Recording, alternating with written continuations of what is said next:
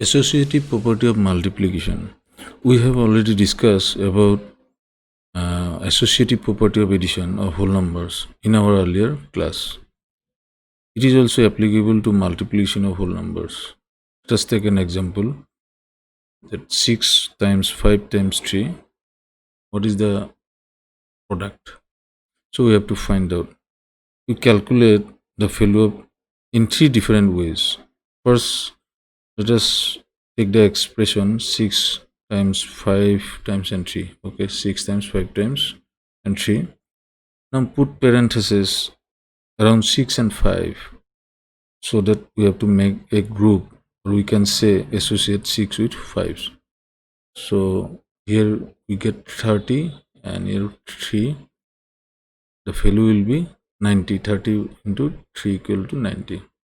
In our second case, second approach, the expression remains same. Here I will make 5 times 3 as a group. So put parentheses 5 and around 5 and 3. So 6, it remains 6. Again 6 times, it is 15. Okay, 15. Sorry, the color, I just changed the color. Okay, 6 times 15 means how much? Again it will be 90. So in both the cases we got the same value, 90. Here it is 90 and in earlier case also 90. Now we come to our third experiment. Here we will change the order of number 3 so that it will bring to middle from end. As I change the order of numbers, actually I have applied the commutative property of multiplication here. So I put parentheses around 6 and 3 to make them a group, 6 and 3. So what will be the value? 6 into 3 equal to 18. It becomes 18. 18 times 5. That means equal to 90. So again we have got the 90, same value. I have seen here that in every time we have got the same result, that is 90. So we can write here like that way also. It is 90 equal to 90 equal. The expression is same, 6 times 5 times 3, and the third one is 6 times 3 times 5. Now I put the parentheses here, 6 and 5, making them as a group. Here it is 5 and 3 in the second term, and in the third cases here it is 6 times 3. Ultimate, all of them are equal to 90. This proves that associative property is applicable in multiplication of whole numbers. Now let us take an example, second example, where we can apply the associative property of multiplication, and we can learn about what is the benefit we get out of it. We can take 8 times 1769 and 125. Okay, we have two options here right now. Either we can create a group 8 and 1769. So that is one option, or another option is 8, we can associate 8 with 125. I think that is the better option.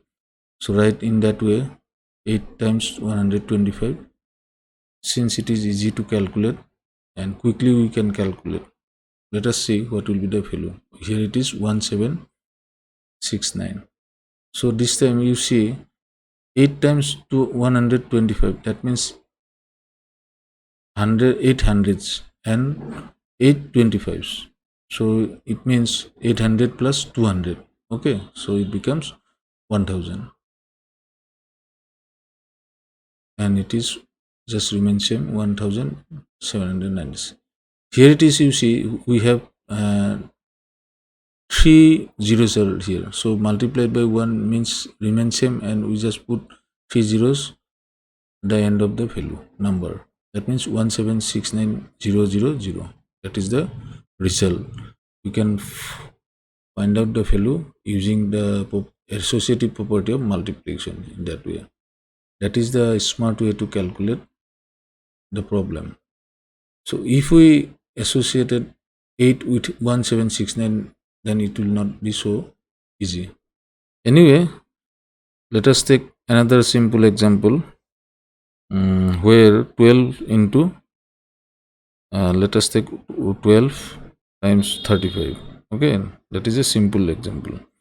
We can directly multiply, but it is not the smart way to multiply them in a direct way. So let us do another way. We have to break 12 as 6 times 2, and 35 as it is remain as it is. Now, applying the associativity property of multiplication, here we can write like that way, 2 is to 35. Why we have done here? Because to multiply 35 by 2, it is very easy and quickly we get the value. So how much? Becomes 70. 2 into 35 equal to 70. So we can put here 6 times 70. 2 times 35 equal to 70. And finally 7 into 6 equal to 42, and the 0, that means 420. If we directly multiply them, it is also possible. So you know it already, but the better way is the first one. So sorry, it should be 35, and below it is 12. 1 2. We have to multiply. 2 times 5 means 0. Then 1 is carry. 2 times 3 6, 1 carry. That means 7. 1 times 5 5, and 3 3. So 0. 7 plus 5 12. 2 1 is carry.